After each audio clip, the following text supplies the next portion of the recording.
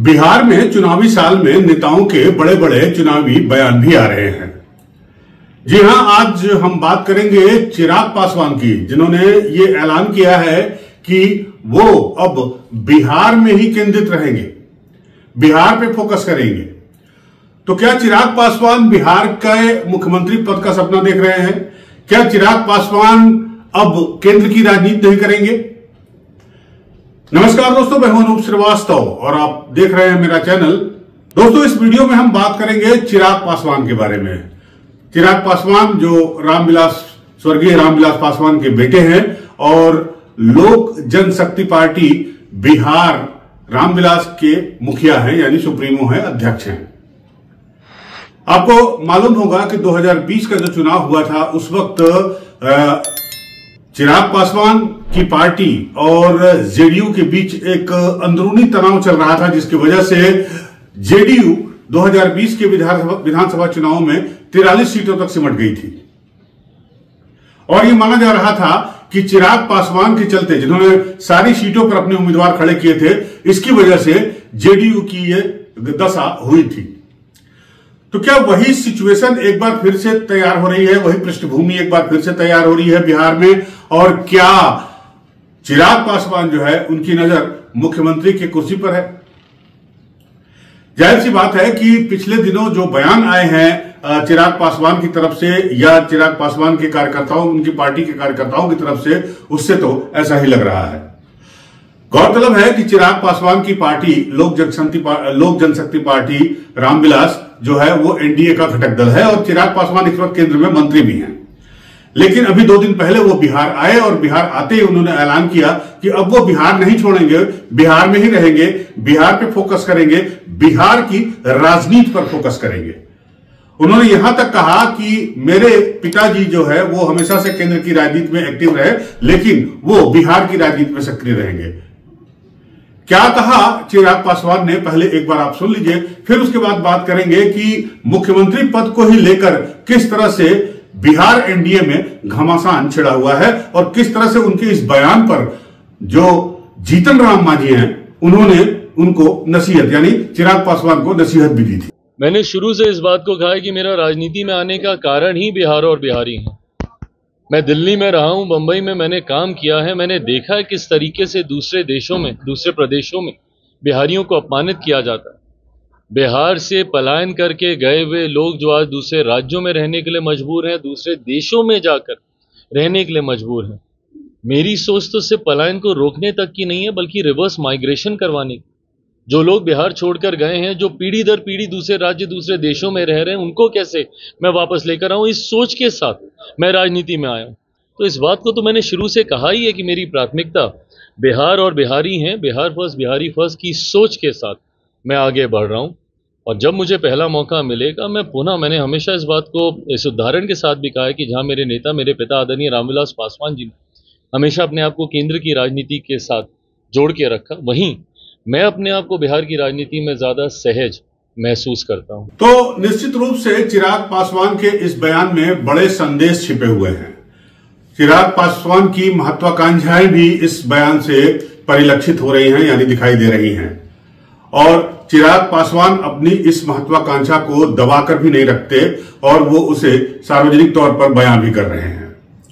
लेकिन सवाल इस बात का है कि क्या चिराग पासवान एनडीए से बगावत करेंगे? ठीक उस तरह जिस तरह की सीटों के सवाल पर जीतन राम मांझी ने बगावत करने का ऐलान किया था। बाद में उन्हें समझा बुझाकर जो है उनको बयानबाजी से रोका गया। लेकिन जीतन राम मांझी सीटों के लिए लड़ रहे थे। उनकी मांग थी कि उन्हें 30 से 40 सीटें दी जाए, क्योंकि उनकी पार्टी वो बिहार में कम से कम 20 सीटें जीतना चाहती है। लेकिन यहां पर चिराग पासवान की महत्वाकांक्षाएं अलग है और अपनी महत्वाकांक्षाओं को जब उन्होंने जाहिर किया तो जीतन राम मांझी ने उन्हें नसीहत भी दी। जीतन राम मांझी ने कहा कि बिहार में सीएम पद के लिए कहीं कोई वैकेंसी नहीं है, सिर्फ और सिर्फ नीतीश कुमार ही बिहार मुख्यमंत्री पद के दावेदार हैं। बिहार में एनडीए चुनाव मुख्यमंत्री नीतीश कुमार के नेतृत्व में चुनाव लड़ रही है और मुख्यमंत्री पद की शपथ अगर एनडीए दोबारा सत्ता में आती है तो वो नीतीश कुमार ही लेंगे। बावजूद इसके चिराग पासवान ने ऐसा बयान क्यों दिया? जाहिर सी बात है कि इसी वजह से जीतन राम मांझी ने उन्हें नसीहत दी कि जो लोग इस तरह का बयान दे रहे हैं वो कहीं न कहीं से बिहार में एनडीए को कमजोर करने की कोशिश कर रहे हैं। तो पहले आप जरा सुन लीजिए कि जीतन राम मांझी ने चिराग पासवान के बयान पर चिराग पासवान को किस तरह की नसीहत दी है। कि बिहार में की राजनीति करें इसमें कौन मना करता है उसको, लेकिन अगर वो सोचेंगे कि यहाँ जो चीफ मिनिस्ट्रियल पद के लिए हम बात करेंगे तो यहाँ कोई वैकेंसी है क्या। यहाँ तो तय है कि एनडीए के नेतृत्व में और नीतीश कुमार के नेतृत्व में चुनाव लड़ेंगे। नीतीश कुमार के नेतृत्व में चुनाव लड़ेंगे, अगला चीफ मिनिस्टर भी नीतीश कुमार ही होंगे और 225 सीट हम लोग प्राप्त करेंगे। तो एनडीए 225 सीट प्राप्त करे, इसके लिए बात होनी चाहिए। अगर इसके इतर कोई बात करता है इसका मतलब है कि एनडीए से उसका कोई बहुत नाता नहीं है। तो निश्चित रूप से जीतन राम मांझी ने साफ कर दिया कि बिहार में सीएम पोस्ट के लिए कहीं कोई वैकेंसी नहीं है नीतीश कुमार के अलावे। लेकिन सवाल यह उठता है कि अभी पटना में महागठबंधन की 2 बैठकें संपन्न हुई। पहली 18 अप्रैल को और दूसरी 24 अप्रैल को। पहली बैठक जो है वो आरजेडी के कार्यालय में हुई और दूसरी बैठक जो है वो कांग्रेस के दफ्तर में हुई और अब उनकी तीसरी बैठक 4 मई को होने जा रही है। जो हाल एनडीए का है बिहार में वही हाल महागठबंधन का भी बिहार में है। बिहार में जब 24 तारीख को ये बैठक होने जा रही थी उस वक्त ये माना जा रहा था कि तेजस्वी यादव को सीएम फेस डिक्लेयर कर दिया जाएगा, लेकिन उन्हें महज कोऑर्डिनेशन कमेटी का अध्यक्ष बनाया गया। उनके नाम का ऐलान हुआ उनको कोऑर्डिनेशन कमेटी के अध्यक्ष बनाने का, लेकिन सीएम फेस तेजस्वी यादव ही रहेंगे इस बात का ऐलान नहीं किया गया। और कमोबेश जो है एनडीए में भी वही सूरत हाल उभर कर सामने आ रही है कि नीतीश कुमार का नाम एनडीए के घटक दल बिहार में तो ले रहे हैं, लेकिन उनमें भी आपस में सिर फुटौल है। एक दल कह रहा है कि नहीं नीतीश कुमार ही मुख्यमंत्री बनेंगे और दूसरे दल की महत्वाकांक्षाएं अपनी जगह है। यह वही दल है जिसने डेंट किया था जेडीयू में पिछले चुनाव में, जिसकी वजह से जेडीयू महज 43 सीटों पर सिमट गई थी। नीतीश कुमार इस बात को बखूबी समझते भी हैं कि बिहार में अगर एनडीए में कोई चेहरा है तो वो नीतीश कुमार के बाद वो चेहरा चिराग पासवान हो सकता है। और यही वजह है कि चिराग पासवान को लेकर नीतीश कुमार के मन में रिजर्वेशंस भी हैं।